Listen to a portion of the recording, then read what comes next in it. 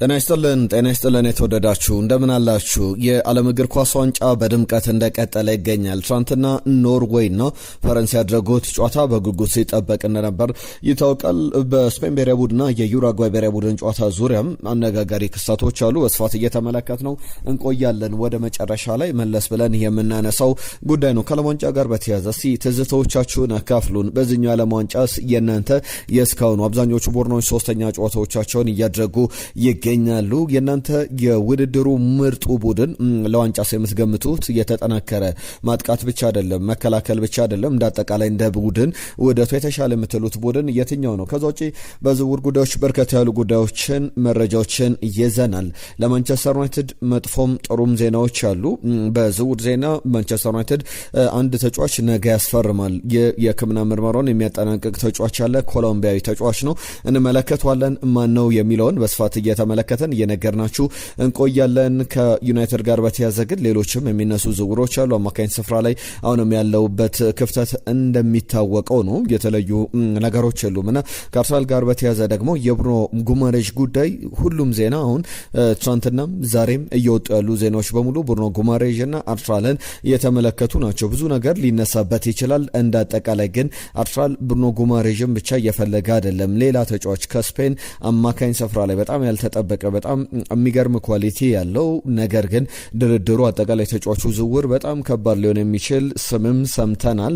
ስፔናዊ ተጫዋች ነው። በተለይ በትልቅ ደረጃ መጫወት የሚችል ጥሩ አቅም እንዳለው የሚነገርለት ተጫዋች ነው። ከዩናይትድ ጋር በተያያዘ የማቲያስ ደሊትን ጉዳይ እናነሳለን። ሌላ ወጣት ተጫዋቾችን የሩበን አሞሪምም ጉዳይ ይነሳል። ቼልሲን በተመለከተ ከፓሪስ ሳን ዠርመን አንድ አማካይ ለማስፈረም ጥያቄ አቅርቧል። የዝውውር እንዴት ሊጠናቀቅ ይችላል የሚለውን በስፋት እየተመለከተን እንቆያለን።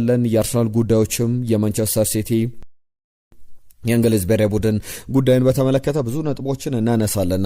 አብራችሁን ቆዩ።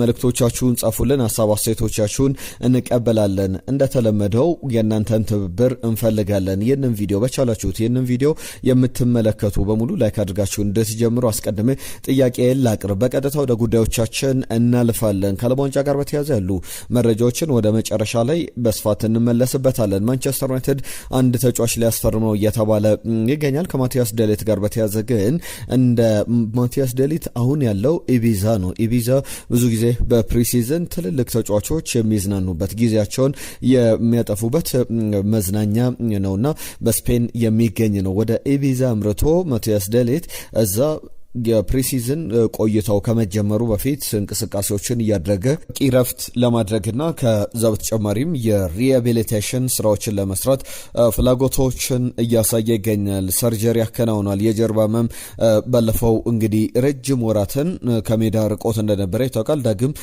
ወደ ኋላ የመለሱት ጉዳቶች ነበሩ። የውድድር ዘመኑ ሲጀመር ጀምሮ የማንቸስተር ዩናይትድ የወሩ ምርጥ እስከመባል አስገራሚ ጊዜን ሲያሳልፍ ነበረ። ብዙ የተጠበቀበት ማቲያስ ደሊት በያዝነው የውድድር ዘመን ጉዳት ወደ ኋላ አስቀርቶታል። ከዛ በኋላ ብዙ እየታገለገለበት አልነበረ ማንቸስተር ዩናይትድ ከሞላ ጎደል። አሁንም ቢሆን ግን መቼ ይመለሳል ለምትሉ የማንቸስተር ዩናይትድ ደጋፊዎች ሴንተር ባኩ ሆላንዳዊ ተጫዋች ከዓለም ዋንጫ ውጪ መሆኑ ይታወቃል። የሚመለስበት ትክክለኛው ቀን የቅድመ ውድድር ዘመን ዝግጅት አይደለም። ከቅድመ ውድድር ዘመን ዝግጅት በኋላ የሲዝኑ የመጀመሪያ ጨዋታዎች ቢያንስ የናሴ ወር ጨዋታዎች ካለፉት በኋላ የሴፕቴምበር ወይም የመስከረም ወር ጨዋታዎች ላይ እንደሚደርስ ይጠበቃል። በስፋት እንመለከተዋለን። የዩናይትድ ሌላኛው ጉዳይ ክርስቲያን ኦሮዞኮ ይባላል። የ17 ዓመት ተጫዋች ዲፌንሲቭ ሚድፊልደር ነው። ኮሎምቢያዊ ተጫዋች ነውና የክሪስ ስካውት አንድ የማንቸስተር ዩናይትድ የቺፍ ስካውት አሉ፣ ጁሴፔ ይባላሉ። ከሳቸው ጋር ነገ በኦልድ ትራፎርድ ይመጣል። ከዛ በኋላ በካሪንግተንም የሕክምና ምርመራውን ያከናውናል። የኮሎምቢያ ተጫዋች ባለፈው ዓመት ነበር ከማንቸስተር ዩናይትድ ጋር የተስማማው ወደ ማንቸስተር ዩናይትድ ለመምጣት። አሁን ነገ ነው የሕክምና ምርመራውን የሚያደርገውና የሚያጠናቀቀው 17 ዓመቱ ላይ ይገኛል። ከኮሎምቢያ በቀጥታ አንድ ኮሎምቢያ ጋዜጠኛ አለ ሴራ የተባለ ፔፔ ሴራም ይህንን ጉዳይ በስፋት ይዞት ወጥቷል። አስቀድሞ ማንቸስተር ዩናይትድ ይህንን ተጫዋች ለማስፈረም መስማማቱን ይፋ ያደረገው ባለፈው ዓመት ላይ እሱ ነበረ። ከአንድ ዓመት በኋላ የሕክምና ምርመራው መቼ ይጠናቀቃል በሚለው ጉዳይ ላይ ዝርዝር ጉዳዮችን ሴራ ይዞት የወጣው ዘገባ የጋዜጠኛ ያሳያል። ክርስቲያን ይባላል። የአማካኝ ስፍራ ተጫዋች ዲፌንሲቭ ሚድፊልደር ነው። በደቡብ አሜሪካ በጣም በጣም ተስፋ ከተጣለባቸው ተጫዋቾች መካከል አንዱ ነውና ለማንቸስተር ዩናይትድ የመጀመሪያው ፈራሚ ይሆናል በክረምቱ ተብሎ እየተጠበቀ ይገኛል። ዩናይትድ ቤት አንድ ጉዳይ ልጨምር። የዝውውር ጉዳዮች በስፋት አሉ። ከዩናይትድ ጋር በተያያዘ እንመለስባቸዋለን። ከኦማሪ ቤራርዳ የማንቸስተር ዩናይትድ ሊቀመንበር ያነሷቸው ጉዳዮች አሉ። ማንቸስተር ዩናይትድን ባሰለጠኑበት ጊዜ ሩበን አሞሪም ምን አይነት አሰልጣኝ ነበሩ በሚለው ጉዳይ ላይ መለስ ብለው ነገሮችን ያስታውሳሉ። እናንተስ እንዴት ታስታውሱታላችሁ? የማንቸስተር ዩናይትድ ቆይታቸው ላይ የሩበን አሞሪም ትክክለኛ ስህተት የምትሉት ምን ነበረ? በማንቸስተር ዩናይትድ ደጋፊዎች በኩል እስቲ እንያችሁ ይህንን ሀሳብ ላይ አስተያየቶቻችሁን ስጡልን። በኦማሪ ቤራርዳ ያነሷቸው ጉዳዮች አሉ። ለሩበን አሞሪም ግን እናንተ የማንቸስተር ዩናይትድን ቡድን ስትመለከቱት ምን ነበረ የሩበን አሞሪም ትክክለኛ ችግር? አሰልጣኙ የብቃት ችግር፣ የታክቲካል አዌርነስ ችግር አለባቸው ወይ የሚለውን ምላሻችሁን ስጡን። በማንቸስተር ዩናይትድ 14 ወራትን አካባቢ ቆይቷል። ኖቬምበር ላይ መጡ።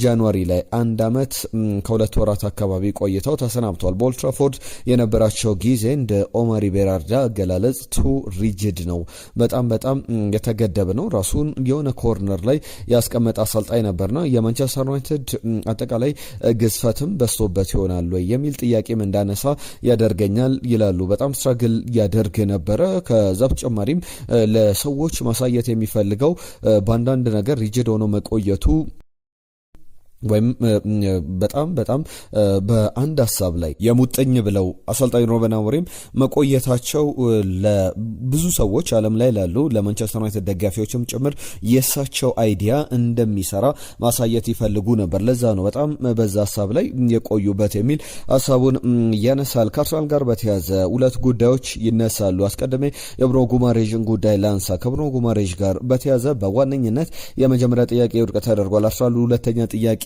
እያዘጋጀ ይገኛል። ሁለተኛውን ጥያቄ ዛሬ ያቀርባል ተብሎ ይጠበቃል። ለኒውካስል ዩናይትድ የሚነሱ ጉዳዮች አሉ። ሌላ ዙር ሁለተኛ ጥያቄ ለብሩኖ ጉማሬዥ። ኒውካስል ዩናይትድ በእርግጥ ተጫዋቹ አይለቅም እያለ ይገኛል። ለኒውካስል ዩናይትድ ግን የሚያስፈራው ነገሮች አሉ። ተጫዋቹን አለቅም ቢልም ሌላ ጫን ብሎ የሚመጣበት ጉዳይ አለ። አርሰናል ትናንትና ሲባል እንደነበረው 60 ሚሊዮን ፓውንድ ሳይሆን 55 ሚሊዮን ፓውንድ ነበር ያቀረበው። ነገር ግን ለእናንተም ለአርሰናል ደጋፊዎችም እስቲ በዚህ ጉዳይ ላይ ተሳትፎ አድርጉ። እንደኔ ትናንትና አንዳንድ መረጃዎችን ስመለከት አንዳንድ ሰዎች በጣም ኮንሰርናቸውን ሲያቀርቡ ነበር። ወይም የዚህ ስጋታቸውን ምንድነው ስጋታቸው? ተጫዋቹ 28 ዓመቱ ላይ ይገኛል። 28 ዓመት መሆኑ አይደለም። በቀጣይ ህዳር ወር ከሞላ ጎደል አሁን 29 ዓመቱ ላይ ልንለው እንችላለን። ከ3 ከ4 ወራት በኋላ ህዳር ወር አካባቢ 4 ወር 5 ወርን ጠብቀን 29 ዓመት ይሞላል። የፕሪሚየር ሊግ ውድድር ዘመን በተጀመረ በአንድና በሁለት ወር ውስጥ 29ኛ ዓመቱን ይይዛል። በጣም በርካታ ጨዋታዎችን በኤሊት ደረጃ በፕሪሚየር ሊግ በቻምፒየንስ ሊግ መጫወት ችሏል። የሚገርም አይነት ኳሊቲዎች ያሉት የሚገርም አይነት ልምድ ያለው ተጫዋች ነው። ነገር ግን ትልቁ ጥያቄ ኒውካስል ዩናይትድ 80 ሚሊዮን ፓውንድ የሚጠይቅበት ተጫዋች ነው። ከእድሜው አኳያ ያለው ቀሪ ኮንትራትም ብዙ ጊዜ ክለቦች ተጫዋቾችን በተለምዶኛ ገዛ ተጫዋችን አስፈረመ እንላለን እንጂ ዋናው ክለቦች የሚገዙት የተጫዋቹን ኮንትራት ነው፣ የተጫዋቹን ውል ነው። ከዛ ክለብ ላይ ውሉን ይገዛሉ። ከዛ በኋላ ከአዲሱ ተጫዋች ጋር ውላቸውን ያሰምራሉ ወይም በጋራ አዲስ ሌላ ውል ያጸድቃሉ። እንዳጠቃላይ የብሩኖ ጉማሬዥ ጉዳይ ሲነሳ ግን አሁን ዳር ላይ 29 ዓመቱን የሚይዝ ተጫዋችን አርሰናል 80 ሚሊዮን ፓውንድ እንዴት ይከፍላል? በቀጣይ ጊዜያት ላይ ስንት ዓመት ሊያገለግል ይችላል? 29 ዓመት ከዛ 30 31 እያለ እስከ 32 33 ዓመቱ እንኳን በቋሚነት በትልቅ ደረጃ መገልገል ይችላል። ከአርሰናል ደረጃ ከአርሰናል እድገት አንጻር ያንን ማስቀጠል ይችላል ወይስ ደግሞ አርሰናል ሌሎች ተጫዋቾች ላይ ነው ትኩረት ማድረግ ያለበት የሚለው? እንደውም አንዳንዶች ብሩኖ ጉማሬዥን አርሰናል እንዴት ነው ዘግይቶ ወደ ብሩኖ ጉማሬዥ ሀሳብ የመጣው? ከዛ በፊት ለምሳሌ ባለፈው ዓመት ማርቲን ዙሜንዲን ከመሞከሩ በፊት በእርግጥ የማርቲን ዙሜንዲ ዝውውር የተጀመረው ባለፈው ዓመት ወይም ተጫዋቹ በመጣበት ዓመት ሳይሆን ከዛ በፊት ነበርና በዛን ወቅት ላይ ብሩኖ ጉማሬዥ ቢመጣ ኖሮ 27 ዓመቱ ላይ እያለ አርሰናልን ለ8 ዓመታት ማገልገል ይችል ነበር ነው። አስቀድሞ አርሰናል ማስፈረም የነበረበት ትክክለኛው ተጫዋች ብሩኖ ጉማሬዥ ነበር። ከተጫዋቹ ኳሊቲ ጋር የሚነሱ ጥያቄዎች የሉም። ነገር ግን አሁን ለኒውካስል ዩናይትድ ትልቅ ስጋት የሆነው ተጫዋቹ ወደ አርሰናል መዛወር ፈልጋለሁ ብሎ ኒውካስል ዩናይትድን ዝውውሩ እንዲያደርግ ሊገፋ ይችላልና አርሰናል ትልቅ ክፍያ ሊከፍል የሚችለው ለዚህ ለብሩኖ ጉማሬዥ በጣም ከበዛ 60 ሚሊዮን ፓውንድ እየተባለ እናንተስ ምን ትላላችሁ? 60 ሚሊዮን ፓውንድ ተገቢ ክፍያ ነው ወይ የሚል ሀሳብ አላችሁ ወይስ ደግሞ በስቷል ትላላችሁ? ሀሳብ አስተያየቶቻችሁን ላኩልን። ከአርሰናል ጋር በተያያዘ በቀድሞ ውድድር ዘመን ዝግጅት የሚያደርጋቸው ጨዋታዎች አሉ። ከሰሞኑ አንስተንላቸዋል።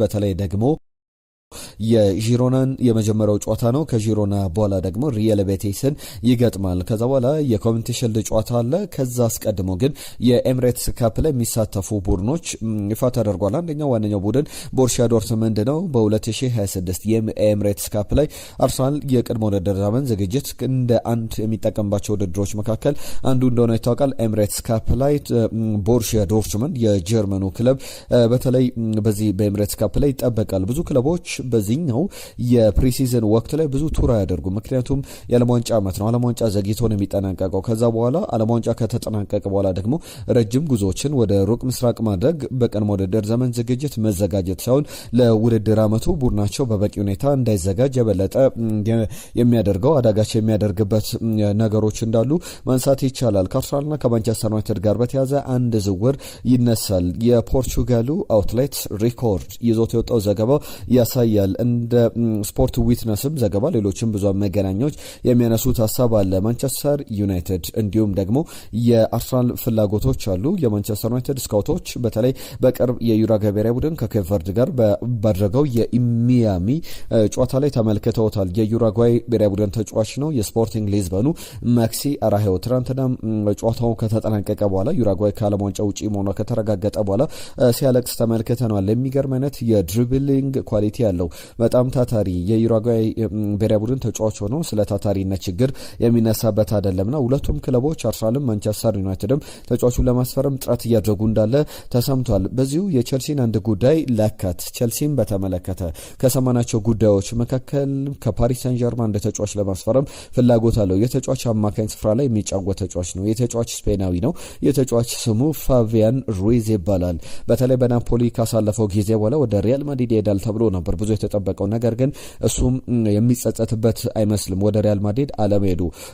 እንደ ሪያል ማድሪድ የቻምፒየንስ ሊግ ዋንጫዎችን የሊጋን ክብሮችን በደንብ ያሳካበትን ቆይታ እያደረገ ይገኛልና በተጠናቀቀ ውድድር ዘመንም በፋቢያን ሩይዝ በኩል ተመልክተናል። በሪያል ማድሪድ ቤት ሲፈለግ የነበረው ከናፖሊ በቀጥታ ወደ ሪያል ማድሪድ ይሄዳል ሲባል የነበረው በፓሪስ ሰን ጀርመን በፓርክ ደ ፕሪንስ በፓሪስ ከተማ የነበረው ቆይታ የሚያምር ነበርና ጋላታሳራይና ዩቬንቱስ የተጫዋቹ ፈላጊዎች ናቸው። 30 ዓመቱ ላይ ይገኛል። በተጠናቀቀ ውድድር ዘመን በሊጋ ብቻ 30 ጨዋታዎችን አድርጓል። በእርግጥ በጉዳት ብዙ ያገለገለበት የውድድር ዘመን አይደለም። ዋረን ዛይሬምሪ የሱን ቦታ ይዞ ብዙ ጨዋታዎችን አድርጓልና ፓሪስ ሰን ጀርመንና ቼልሲ ድርድር ለማድረግ በተለይ ቼልሲ በተጫዋቹ ወኪል በኩል የጀመራቸው እንቅስቃሴዎች አሉና የተጫዋቹ አጠቃላይ ሂደትም እየተነሳ ይገኛል። ከዩናይትድ ጋር በተያያዘ የጂልቤርቶ ሞራ ጉዳይ እየተነሳ ይገኛል። ሌሎችም ሪያል ማድሪድም ቼልሲም ማንቸስተር ሲቲም ይፈልጉታል። ሜክሲካዊ ተጫዋች ነው። 17 ዓመቱ ላይ ይገኛል። ለቴጁነን ለተባለ ቡድን ይጫወታል። ባለሞን ጨዋታው ላይም የሜክሲኮ ብሔራዊ ቡድን ቼክ ሪፐብሊክን 3-0 ባሸነፈበት ጨዋታ ላይ ባለሞን ጨዋታው ላይ የመጀመሪያ ጨዋታውን ባለፈው ተቀይሮም ገብቶ አድርጎ ነበርና የ17 ዓመት ተጫዋች ዓለም ዋንጫ ላይ የተመለከትናቸው ካሉ በጣም ወጣት ተጫዋቾች ትኩረት አድርጋችሁ ያቸው ተብለው ቅድሚያ ስማቸው ከተነሱ ተጫዋቾች መካከል አንዱ እንደሆነ ይታወቃል። አማካኝ ስፍራ ላይ ዩናይትድን በጣም ሊያገለግል ይችላል ረጅም ዓመታት ተብሎ ይጠበቃል። የዩናይትድ ፉክክር ግን ከሪያል ማድሪድ ከቼልሲ ከማንቸስተር ሲቲ ጋር ነውና ይጠበቃል። የፌሊክስ ሜቻም ጉዳይ በማንቸስተር ሲቲና በሊቨርፑል ይፈለጋል። ማንቸስተር ዩናይትድም በዚህ ተጫዋች ዙሪያ እንቅስቃሴዎች ላይ ይገኛል። የአርሰናልም ስም ከፌሊክስ ሜቻ ጋር በተደጋጋሚ ሲነሳ ተመልክተናልና ብዙ እየተባለበት ይገኛል። የአርሰናል ሌላኛው ጉዳይ በጣም አነጋጋሪ ዝውውር ነው። የዚህ የሳንድሮ ቶናሊ ጉዳይ ጥር ላይ ጥያቄ ቀርቦለት ሳንድሮ ቶናሊን ለማስፈረም አርሰናል በጣም ዝርዝር ጉዳዮችን ረጅም ሂደቶችን አልሄደም። ነገር ግን የመጀመሪያ ፍላጎቶችን አሳይቶ ነበረ። በኢንተርሚዲየሪ የሚባሉ አሉ። ኢንተርሚዲየሪዎች በዚህ የዝውውር ሂደቶች ላይ ይገባሉ። ለምሳሌ አርሰናል ቀጥታ ከኒውካስል ዩናይትድ ጋር ድርድር አላደረገም። በጣልቃ ድርድሮችን የበለጠ ስኬታማ እንዲሆን የሚያደርጉ ተደራዳሪዎች አሉ። እነሱን ነበረ ከብሩኖ ጉማሬዥ ጋር ያሳተፈው የሳንድሮ ቶናሊም ጉዳይ ይነሳል። ነገር ግን አሁን በአርሰናል በኩል የፓብሎ ባሪዮስ በጣም ያልተጠበቀ ስም ነው። አስገራሚ ጉዳይም ይመስላል። ተጫዋቹ ቢመጣ አንድሪያ ቤርታ በደንብ አብረውት የሰሩት ረጅም ዓመታትን የሚያውቁት የአትሌቲኮ ማድሪድ ተጫዋች ነውና ከአትሌቲኮ ማድሪድ በቀጥታ ፓብሎ ባሪዮስ ምናልባት በዚህኛው የዓለም ዋንጫ ላይ የምንመለከተው ተጫዋች ሆኖ ነበር። ጉዳት አስተናግዷል። በአርሰናል ጨዋታ ላይም በጉዳት ምክንያት እንዳልደረሰ እናስታውሳለን። አርሰናል ከአትሌቲኮ ማድሪድ ጋር ከአትሌቲ ጋር በነበረው ጨዋታ ላይና የተጫዋች ፓብሎ ባሪዮስ ስንት ያወጣል አርሰናል ስንት ሊጠየቅበት ይችላል የሚለው ትልቁ ጉዳይ ሊሆን ይችላል። ነገር ግን ትክክለኛ ፕሮፋይል ይመስለኛል ፕሮግረስ ለማድረግ ቢውልድ አፕ ላይ ከዛ በተጨማሪም ፓሶቹ የሚገርም አይነት ትልቅ ኳሊቲ ያለው ተጫዋች ነው።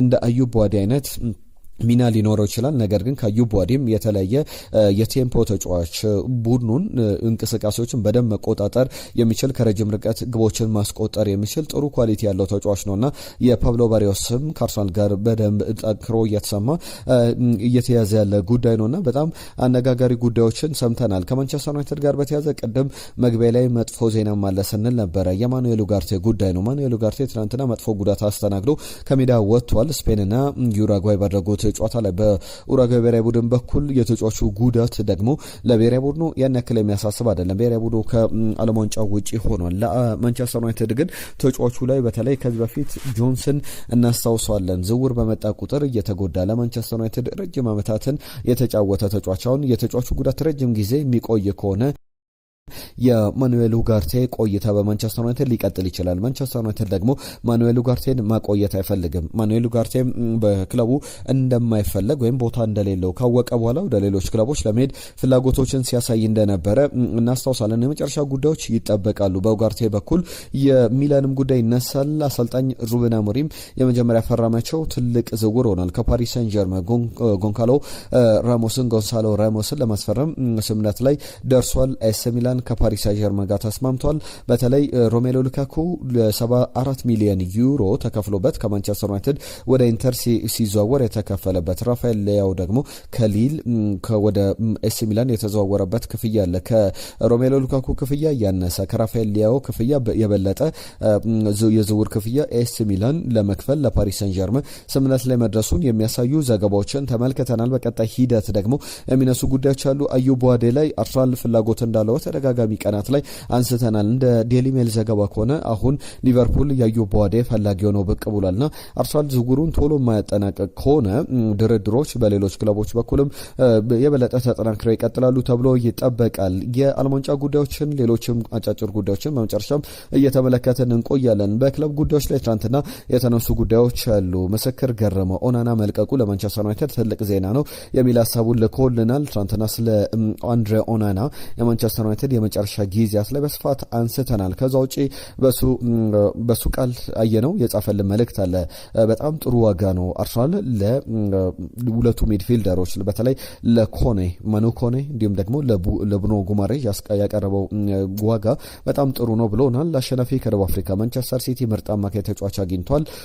አንድሬ ኦናና አሪፍ በረኛ ቢሆንም በትንሽ ስህተት ሁሉም ነገር ልፋቱን ከንቱ የሚያደርግ ገደል የሚከት በረኛ ነው። መልካም እድል ብየዋለሁ ብሏል። የማንቸስተር ዩናይትድ ደጋፊ ነው። አሸናፊ ከደቡብ አፍሪካ አርሰናል በድንገት ብሩኖ ጉማሬዥን አግኝቷል፣ ግን መጫወቻ ቦታው አለ ወይ የሚል አንስቷል። አርሰናል አማካይ ላይ ተጫዋች ችግር የለበትም የሚል ሀሳብ አንስቷል። በትክክል የተጫዋቾች ችግር አለበት። በተለይ የሮቴት ለማድረግ በጉዳት አንድ ተጫዋች ቢያጣ ለምሳሌ ዘንድሮ ብዙውን ጨዋታ የተጫወቱት ዴክላን ራይስ እና ማርቲን ዙቢሜንዲ ናቸው። አንዳቸው ቢጎዱ ምን አይነት የውድድር ዘመን ሊያሳልፍ ይችላል? ከሁሉም ነገር የከሸፈ ውድቅ የሆነበትን የውድድር ዘመን ሊያሳልፍ ይችላልና እንደ ችግር የሚታይ ነው። ኬሊያን ምባፔ ካርሊንግ ብራውት ሃላንድ በዓለም ዋንጫ ተጠባቂ ጨዋታ ነው ብሎን ነበረ።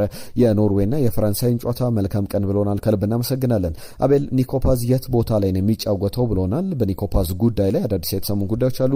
በ10 ቁጥር ቦታ ላይ የሚጫወት የ8 ቁጥር ሚናም የሚኖረው ከዛ በበለጠ ግን በጣም ግብ አስቆጣሪ የሚባል ተጫዋች ነው። ኒኮፓዝን በተመለከተ ግን አሁን ለአርሰናል በጣም ጥሩ የሚባል ዜና የለም። ምክንያቱም ኮሞ ከሪያል ማድሪድ ጋር ስምምነት ላይ ደርሷል መልሶ ለመግዛት በ50 ሚሊዮን ዩሮ ማለት ነውና ተጫዋቹን አሁን ሌሎች ክለቦች ለማስፈረም የተጫዋቹን ማሳመን ይጠበቅባቸዋል። ከዛ በተጨማሪም ከኮሞ እጅ ለመንጠቅ ትልቅ ክፍያም ይጠበቅባቸዋል። አሁን ባለንብረቱ ሪያል ማድሪድ ሳይሆን ኮሞ ነውና ተደራዳሪ ክለብ እንደሚሆንም ይጠበቃል። ሽመልስ ከኳታር ዶሃ። ሰላም ቤተሰቦች እንዴት ናችሁ? እንዴት ሰነበታችሁ? ፕሮግራማችሁን ማለዳ ማዳመጥ የመጀመሪያ ምርጫ ነው። ሁሌም ለምታደርሱን ወቅታዊ መረጃ አመሰግናለሁ ብሏል። እንዲሁም ሁልጊዜ የምንለቃቸው መልእክቶችም ስለምታቀርቡ እናመሰግናለን ብሎናል።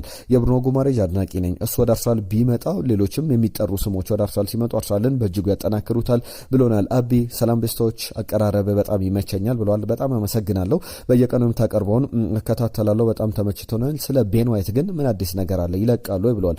ቤን ዋይትን በተመለከተ በጣም ሰፊ ድሉ የመልቀቅ ነው። ከዛ በፊት ግን አርሰናል ትክክለኛውን ተተኪ ኦስካር ሚንጌዛን አይነት ተጫዋቾች አስቀድሞ ወይም ደግሞ ቅድም ያነሳት የማክሲ አራዮን ጉዳይ የዩራጓይ ብሔራዊ ቡድን ተጫዋቹን አስቀድሞ ማጠናቀቅ ይኖርበታል። የዚህን ዝውውር ካጠናቀቀ በኋላ ተጫዋቾቹን የሚለቅበት እድል አለና አርሰናል አስቀድሞ ተጫዋቾችን ዝውውር ያደርጋል ተብሎ ይጠበቃል። በቀጣይ ቀናት በተለይ ከሰኞ ጀምሮ አርሰናል ቤት አዳዲስ ዝውውሮችን ጠብቁ ብያለሁ። በተደጋጋሚ ከሰኞ ጀምሮ አዳዲስ ዝውውሮች ይጠበቃሉ። የዓለም ዋንጫ ላይ ኬፕ ቨርድ አስደናቂ ታሪክ አስመዝግባለች። በተለይ ትንሿ ሀገር ለመጀመሪያ ጊዜ ወደ ቀጣዩ ዙር ያለፈች በህዝብ ብዛትም በፖፑሌሽን ደረጃ ትንሿ ሀገር ሆናለች። በተለይ በቀጣይ ጥሎ ማለፉ ላይ ደግሞ የምትጫወተው ከአርጀንቲና ብሔራዊ ቡድን ጋር ነው። የሊዮኔል ሜሲን አርጀንቲና ማያሚ ላይ ተገጥማለች። 2026 ለኬፕ ቨርድ ለቮዚኒ አይነት ግብ ጠባቂም በተለይ በግብ ጠባቂዎች ደረጃ ትልቁን ፎሎወር ያላቸውን አብዛኞቹን ቶፕ 5 ቶፕ 6 ላይ የደረሰ ነው። ኤከር ካሲያስን በፎሎወር ደረጃ 15-16 ሚሊዮን ፎሎወሮች በኢንስታግራም አግኝቷል። ከዚህ ከዓለም ዋንጫ መጀመር በኋላና የኬፕ ቨርድ ጉዞ ትናንትና ከኪንግደም ኦፍ ሳውዲ አረቢያ ብሔራዊ ቡድን ጋር የተደረገ ጨዋታ ነበረ። በዚህ ጨዋታ ላይ ጨዋታው 0-0 በሆነ ውጤት ተጠናቋል። ከዛ ውጪ የሴኔጋል ብሔራዊ ቡድን በተመለከተ በአፍሪካ ታሪክ የመጀመሪያው ብሔራዊ ቡድን ሆኗል። ከ5 በላይ ግቦችን በማስቆጠር የዓለም ዋንጫ ላይ ያጠናቀቅ ኢራቅን 5-0 አሸንፏል። ኢስማኤል አሳር ፓፔ ጉዌ እንዲሁም ደግሞ ኤሊማን ኒዲያዬ ግብ ማስቆጥረዋል፣ አሲስትም አድርገዋል። ይህ ታሪክ የተመዘገበው ከዚህ በፊት ብራዚል 7-1 በተሸነፈችበት በጀርመን ጨዋታ ላይ ነበረ። ቶኒ ክሮስ፣ ሳሚ ኬድራ እንዲሁም ደግሞ ቶማስ ሙለር ይህንን ታሪክ አስመዝግበው ነበረ። አሁን የሴኔጋል ብሔራዊ ቡድን የመጨረሻ ዕጣ ፈንታውን የሚለይበት ጊዜ ላይ ይገኛል። እሱም መቼ በዓለም ዋንጫው ላይ 4 ነጥቦችን ይዘው ያጠናቀቁ ብሔራዊ ቡድኖች ካሉ 3 ነጥቦችን ያዙት ጋር የሚፎካከር ነው የሚሆነው። ከዛ ውጪ ግን የሚነሱ ጉዳዮች አሉ። ትናንትና ኖርዌይ በ4-1 በሆነ ውጤት ኦዝማን ዴምቤሌ ሃትሪክ ሰርቷል። ዴዝሪ ዶዌ 94ኛው ደቂቃ ላይ 4ኛውን ግብ አስቆጥሯል። በተለይ ደግሞ ለኖርዌይ ብሔራዊ ቡድን 2-1 በሆነ የቻሉበትን ግብ አዛ ጋር አስቆጥሮ ነበር። ኖርዌዮች በተለይ አሰልጣኙ አስገራሚ ውሳኔዎችን ወስነው ነበር ወደ ሜዳ እነ ማርቲን ኦዴጋርድን ሃርሊንግ ብራውት ሃላንድን ተቀያሪ ወንበር ላይ አድርገው እነሱ ቢገቡም አናሸንፋቸውም አይነት መልእክት ያለው ይመስላልና ወደ ቀጣይ ዙር ማለፋቸውን አረጋግጠዋል። በቀጣይ በዓለም ዋንጫ ላይ አሁንም እነማን ከነማን ጋር ይገናኛሉ የሚለው አብዛኞቹ ብሔራዊ ቡድኖች ተጋጣሚዎቻቸውን እየለዩ ይገኛሉ። ደቡብ አፍሪካ ከካናዳ፣ ብራዚል ከጃፓን፣ ጀርመን ከፓራጓይ፣ ሆላንድ ከሞሮኮ ጋር እንዲሁም ኮት ዲቯር ከኖርዌይ ጨዋታቸውን ያደርጋሉ። ፈረንሳይ ከስዊድን ጋር የምታደርገው ጨዋታ ይጠበቃል። ሌሎችም ብሔራዊ ቡድኖች የሚያደርጓቸው መርሃ ግብሮች ይጠበቃሉ። አርጀንቲናም ከኬፕ ቨርድ ቀደም አንስቼዋለሁ። በ32ቱ ጥሎ ማለፍ ዙር ላይ የሚደረጉ ተጠባቂ ጨዋታዎች ናቸው። ለሁሉም እነዚህን ጉዳዮች በስፋት አነሳን። የዓለም ዋንጫ ጉዳዮችን አነሳን። ዛሬም የሚጠበቁ ጨዋታዎች አሉ። ነገ በስፋት አዳዲስ ጉዳዮችን ይዘን እንመለሳለን። ለሰጣችሁን ጊዜ ለአብሮነታችሁ ከልብ እናመሰግናለን። ጤና ይስጥልን ብለናል።